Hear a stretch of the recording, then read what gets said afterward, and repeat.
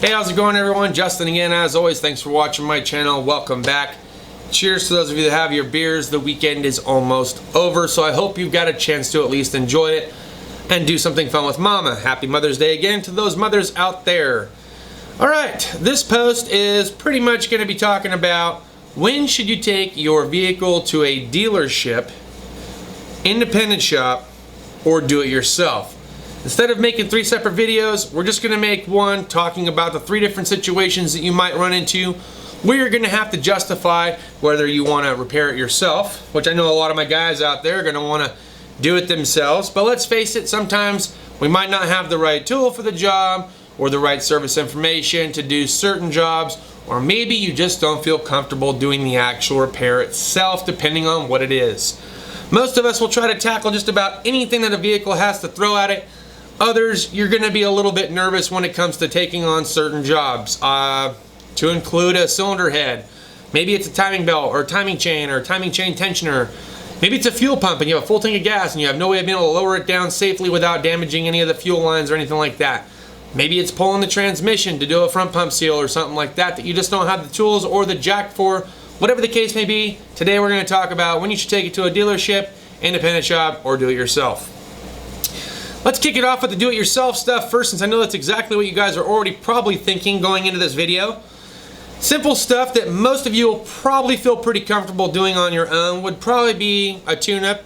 Pretty basic, as long as you can actually get to the spark plugs relatively easy, which on a lot of cars that people buy these days, whether it's a 4-cylinder or an 8-cylinder, they can be, for the most part, relatively easy to get to and require very minimal tools to actually do the tune-up itself, i.e. changing out the spark plugs, okay?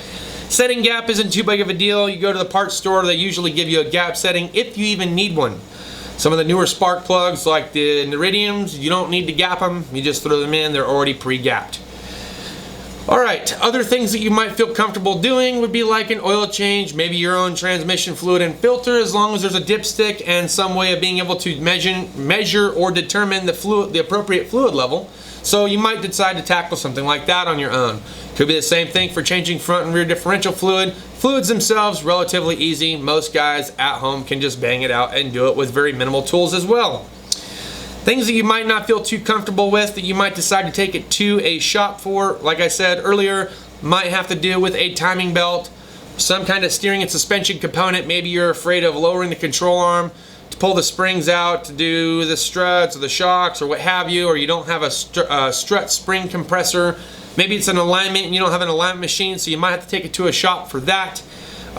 Maybe it's a little bit more involved, like intake gaskets. It's something that you haven't really done before, or you're looking at the exhaust manifold thinking that's not going to be too hard until you realize that there's an exhaust stud or bolt broken off in the head, in which case you're like, I really don't want to mess this up because I could end up spending a lot more money trying to do it myself than I could just take it into a professional and have them do it.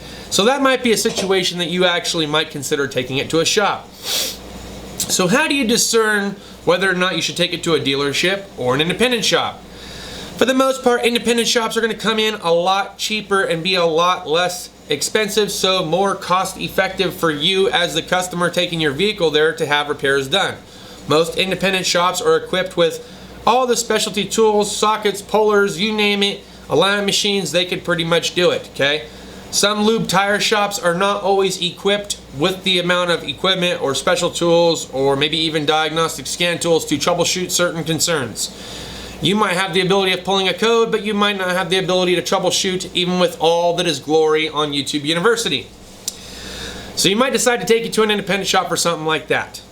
Now, certain times you're going to have things that pop up that the independent shop might even advise you to take it to a dealership. So this is when you might want to take it to a dealership or consider taking it to a dealership if the vehicle still falls within its warranty, because you still have a warranty coverage. So if you're under that 60K mile mark, if you're under that 100K mile mark and you have a warranty that expires up to then and it covers everything powertrain, non-maintenance related, okay, you should be able to go to the dealership, have them diagnose and check out the vehicle for pretty much free of charge. They might charge you a diagnostic fee for starting and doing the work, but you probably won't pay anything more than that because it'll be covered under warranty. So good for you, not so much for the tech, who's probably not going to give very many hours to do it. not your problem. You're looking to get your vehicle fixed. So this might be a situation that you might have to take it to a dealer. Other times it might have to do with computer software or programming. Now I know there's a lot of really neat scan tools out there. We've been reviewing a few of them this last couple of weeks, and you've seen that we do have the ability at the independent shop to actually do certain software updates. Other times we don't. Chrysler specifically has made it extremely difficult for the independent world to get a hold of their software. I'm not talking about injector coding. I'm not talking about key coding, because you can get the key code from the dealership, and as long as you have a scan tool that's capable of doing it, as long as you don't get it incorrect 3 or 4 times in a row, or whatever their minimum requirement is, you will not be locked out. You can usually just type it in, set your key fob, and away you go. Same thing if you have to change out the wind module, which might actually be kind of tricky for some of you. But again, if it's covered under warranty or they have to do some kind of special programming to your computer, you might get referred to a dealership for that specifically because of that. Some manufacturers like Ford, GM, Hyundai, Kia, they've made it really easy and accessible for independent shops to purchase software online and program the vehicle. Now here are some things that I think that customers think about along the way, and yes, it's a very valid point, but you got to remember, those of us that are at the independent shop, some of us have been there for a lifetime and know just about every year, make, model. Some of us have came from previous dealerships that had our level 2s or level 3s, okay? And we ended up in the independent world, so we know a certain product line pretty well. So it's not that the independent shops don't have the know-how, because most of us actually are pretty knowledgeable. Just stop by and check it out and have a discussion with one of them. You'll see their background and you can see what it is that they can and cannot do, okay? Dealership misnomer is that, oh, I have to take it to the dealership because they have all the special tools, they know exactly what to look for, and they're gonna get it done sometimes even quicker than any other shop because they have that know-how.